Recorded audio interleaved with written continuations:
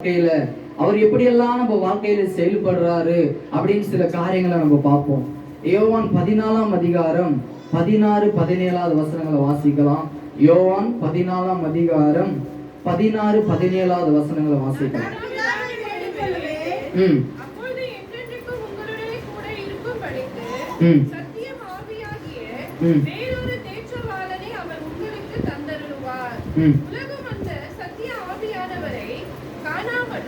அறியாமலும் இருக்கிறபடியால் அவரை பெற்றுக்கொள்ள மாட்டாது. அவர் உங்களுடனே வாசம் பண்ணி உங்களுக்குள்ளே இருப்பதால் நீங்கள் அவரை அறிவீர்கள். அல்லேலூயா. இங்க இயேசு கிறிஸ்து இந்த பூமியில வாழ்ந்த போது அவர் சிலுவையில மரிச்சு 3ஆம் நாள் உயிர் தெழுந்து 40 நாட்கள் இந்த பூமியில இருந்துட்டு பரலோகத்துக்கு போறதுக்கு முன்பாக அவர் சொல்ற ஒரு காரியம் என்ன அப்படின்னா, நான் பிதாவை வேண்டிக் கொள்றேன், அப்பொழுது என்றென்றைக்கும் உங்களோடு கூட இருக்கும்படி சத்திய ஆவியாக வேறொரு தேற்றல்வானரை உங்களுக்கு தந்தருவார். உலகம் அந்த சத்திய ஆவியானவரை காணாமலும் அறியாமல் இருக்கிறபடியினால் அவரை பெற்றுக்கொள்ள மாட்டார்கள். அவர் உங்களோடு வாசம் பண்ணி உங்களுக்குள்ளே இருப்பதினால் நீங்கள் அறிவீர்கள். அல்லேலூயா. வேறொரு தேற்றலவாளன் சத்திய ஆவியானவர் நம்மளை சகல சத்தியத்துக்குள்ளாக வழி நடத்துகிறவர் யார் அப்படின்னா பரிசுத்த ஆவியானவர் தான்.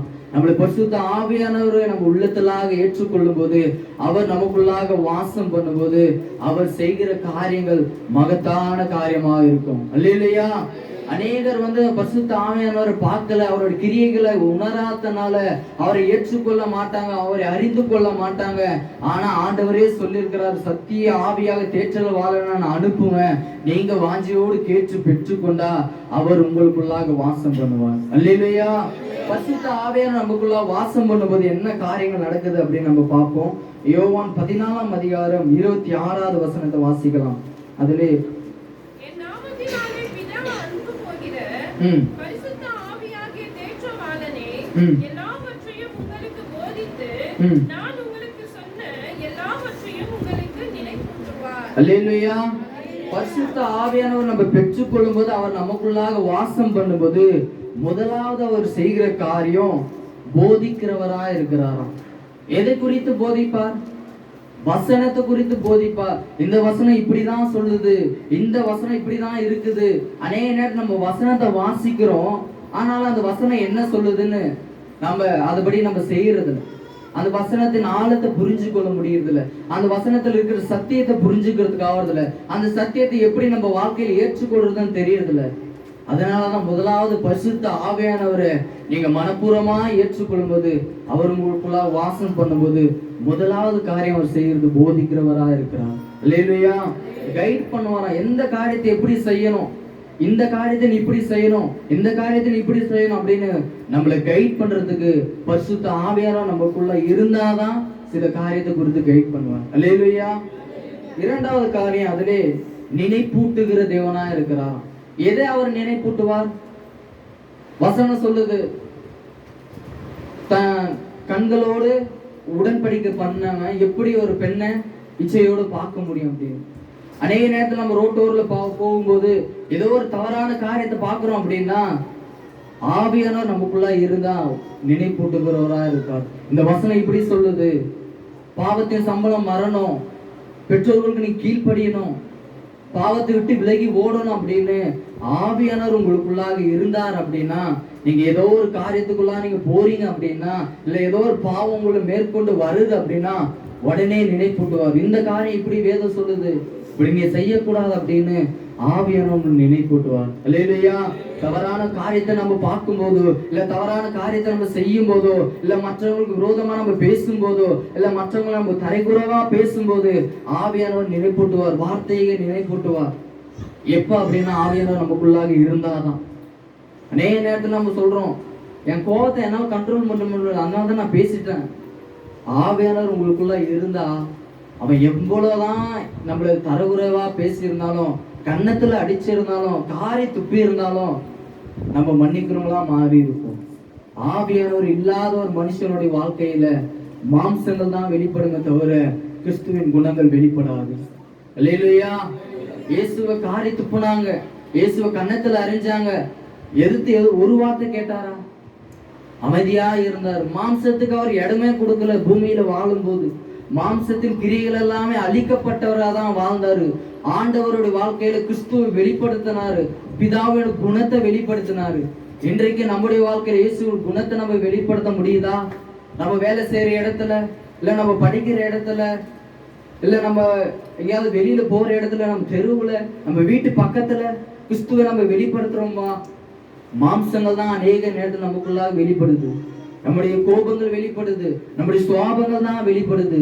கிறிஸ்துவின் குணம் வெளிப்பட்டு இருந்துச்சு அப்படின்னா இந்த சபை நிரம்பி வழியத்தக்கதான ஆத்மகள் இயேசுவா தந்திருப்பார். அல்லேலூயா. நான் எப்பவுமே இந்த சபையில சொல்ற ஒரு காரியம், நீங்களும் நானும் மற்றவர்களை ரட்சிப்புக்கு நாங்க தடையா இருந்துடக்கூடாது அப்படின்னு நான் சொல்லுவேன். மற்றவங்க ஒருத்தர் தேவனை அறிஞ்சு கொள்ளணும் வராங்க அப்படின்னா, ஆண்டவரை ஏற்றுக்கொள்றதுக்கு அவங்க தயாரா இருக்கிறாங்க அப்படின்னா, நம்முடைய வார்த்தைகளும் நம்முடைய சாட்சிகளும் அவங்களுக்கு தடையா இருந்துடவே கூடாது. நாம வாழ்றத பார்த்துதான் சபைக்கு வருவாங்க. நமக்குள்ள ஒரு மாற்றம் இல்லை, நாமளே கெட்ட வார்த்தை பேசுறோம், நாமளே அநேகர் சபிக்கிறோம், திட்டுறோம், நமக்குள்ளாக பாவ காரியங்கள் மாறல அப்படின்னா எப்படி புதிய ஆத்மாக்கள் சபையை தேடி வருவாங்க? எங்க தெருவுல இருக்கும்போது நான் அநேகரை சொல்லுவேன், புதுசா இருக்கிறவங்களெல்லாம் கூப்பிடுவேன், ஒரு நாள் சர்ச்சுக்கு வந்து பாருங்கம்மா, வந்து பாருங்க ஐயா அப்படின் போது, தம்பி நீ சொல்ற சர்ச்சுக்கு வர சொல்லி, சர்ச்சுக்கு வர்றவங்களே இந்த மாதிரி இருக்கிறாங்களாப்பா, நாங்க ஒரு வார்த்தை பேசுறோம் அவங்க 10 வார்த்தை பேசுறாங்களே. சாட்சி உள்ள ஒரு வாழ்க்கை நம்ம வாழ்றவங்களா இருக்கணும். ஆவியானவர் இல்லாம நம்மளால எந்த ஒரு காரியத்தை செய்ய முடியாது, சத்தியத்தின்படி வாழவும் முடியாது. பரிசுத்த ஆவியானவர் தான் நம்மள சகல சத்தியத்துக்குள்ளா நம்மளை வழி நடத்துவார். அல்லேலூயா. நல்ல பரிசுத்த ஆவியானவர் உங்களுக்குள்ளாக இருக்கும்போது சில காரியத்தை நினைப்பூட்டுவார். இந்த காரியத்துக்கு நம்ம அநேக நேரத்துல நம்ம எங்கேயாவது ஒரு காரியத்துக்கு போறதுக்கு முன்னாடி, இங்க நீ போகாத, இது ஆபத்துனா அப்படின்னு பரிசுத்த ஆவியானவர் நம்மளுக்கு நினைப்பூட்டுவார். அல்லேலூயா. பரிசுத்த ஆவியானவர் உங்களுக்குள்ளாக வாசம் பண்ணும்போதுதான் அவர் போதிக்கிறவரா இருப்பார், அவர் நினைப்பூட்டுகிறவரா இருப்பார். இரண்டாவது காரியம், யோவான் 16ஆம் அதிகாரம் 8வது வசனத்தை வாசிக்கலாம்.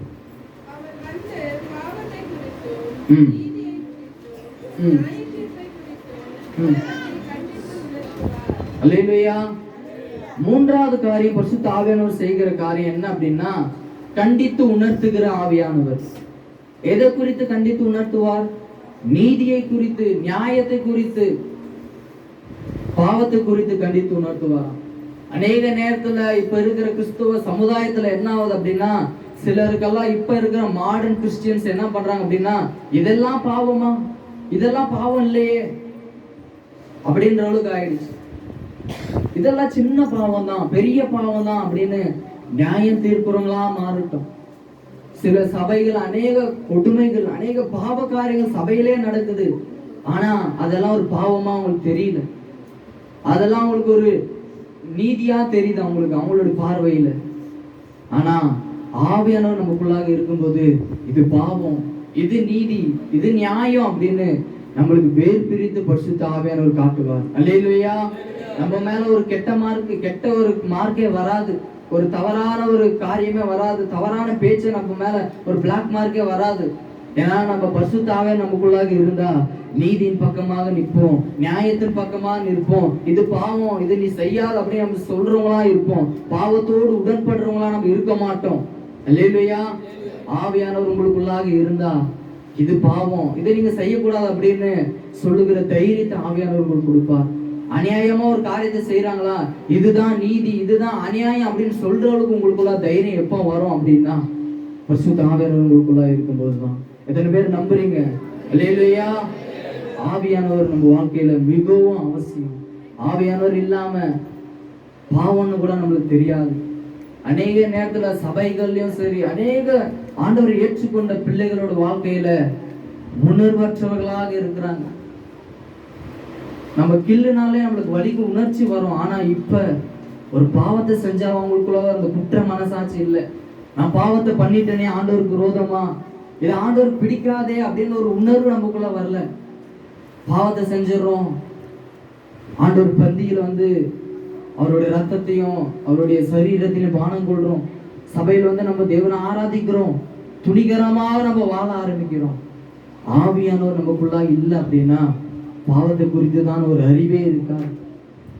இது பாவம்லாம் இல்லை, யாரும் செய்யாதான் நான் செஞ்சிட்டேன், அப்படின்ற அளவுக்கு நம்ம இருதயங்கள் கடினப்பட்டு போயிருக்கும். அதனால ஆவியானவருக்கு நீங்க இடம் கொடுங்க. பரிசுத்த ஆவியானவருக்கு நீங்க இடம் கொடுங்க. நீங்க நல்லா வாழ்றதுக்கு அவர் ரெடியா இருக்கிறார்.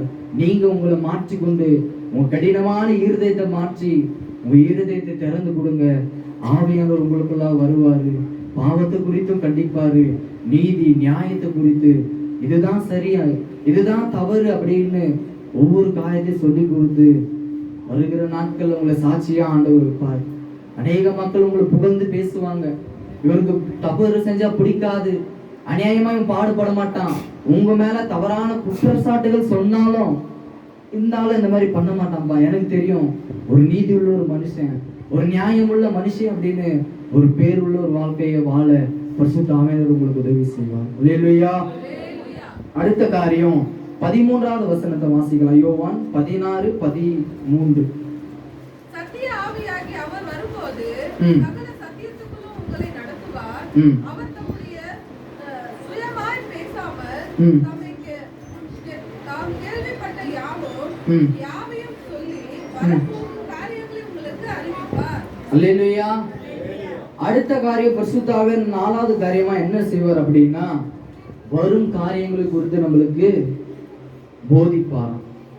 வருங்காலத்து குறித்து தான ஒரு தெளிவு ஆவியானவர்கள் உண்டு பண்ணுவார். தீர்க்க தரிசனங்கள் எப்படி தீர்க்க தரிசிகள் பேசுகிறாங்க அப்படின்னா, அவங்க சுயமா பேசிடல தீர்க்க தரிசனமான வார்த்தைகளை, ஆவியானவர் தான் அவங்களுக்குள்ளாக கிரியை செய்து அவர் தான் போதிக்கிறார். வரும் நாட்கள்ல நீங்க இப்படி இருப்பீங்க, வருங்காலத்துல உங்க குடும்பம் இப்படி இருக்கும், நீங்க இந்த தவறை பண்றீங்க, மாற்றிக்கொள்ளுங்க அப்படின்னு வருங்காலத்தை குறித்து தானே அநேக காரியங்கள் ஆவியானவர் தான் போதிப்பார். அல்லேலூயா. தீர்க்க தரிசனம் வரம் பெற்றவர்கள்லாம் பரிசுத்த ஆவியானவர் இல்லாம அவங்க சுயமா எதுவுமே பேசிட மாட்டாங்க. தீர்க்க தரிசிகள் எல்லாம் பார்க்கும்போது ஆவியானவர் ஒரு மனுஷன் மேல ஏவி அவர் சொல்லுகிற வார்த்தைகளை தான் தீர்க்க தரிசனமா சொல்றாங்க. பரிசுத்த ஆவியானவர் நம்ம வாழ்க்கையில இருந்தார் அப்படின்னா நாமளும் அநேகருக்கு அநேக வார்த்தைகளை குறித்து எதிர்காலத்தை குறித்து தான் காரியங்களை நம்ம சொல்ல முடியும். நம்முடைய எதிர்காலத்தையும் பரிசுத்த ஆவியானவர் தீர்க்கதரிசிகளை கொண்டுதான் பேசணும்னு இல்லை, நமக்குள்ளாக இருந்து பேசுவார். அல்லேலூயா. நம்ம அநேக நேரத்துல எதிர்காலத்தை குறித்து பயந்து இருப்போம். அப்ப பரிசுத்த ஆவியானவர் நினைப்பூட்டுவார், எதிர்காலத்தை குறித்து பயப்படாத, நான் எல்லாத்தையும் உனக்கு நன்மையா மாற்றி தரும் அப்படின்னு. ஆவியானவர் நமக்குள்ளாக இருந்தா அவர் வருங்காலத்தை குறித்து போதிப்பார். அல்லேலூயா. அல்லேலூயா. எத்தனை பேரு தூங்குறீங்க? அல்லேலூயா. எத்தனை பேர் இயேசுவை நேசிக்கிறீங்க? இயேசுவை நேசிக்கிற மட்டும் கை உயர்த்துங்க பார்ப்போம். இயேசுவை நேசிக்கிறோன்ற மட்டும் ஃபர்ஸ்ட் பார்த்துக்கோங்க, கையெல்லாம் உயர்த்தணுங்களே. இயேசுவை நேசிக்கிறாங்க. இப்போ ஒரு வார்த்தையை நம்ம வேதத்தில் வாசிக்கலாம். நீங்க கை தூக்குறது உண்மையா பொய்யா அப்படின்னு நம்ம பார்க்கலாம். யோவான் 14ஆம் அதிகாரம் 23, 24வது வசனத்தை நம்ம வாசிக்கலாம்.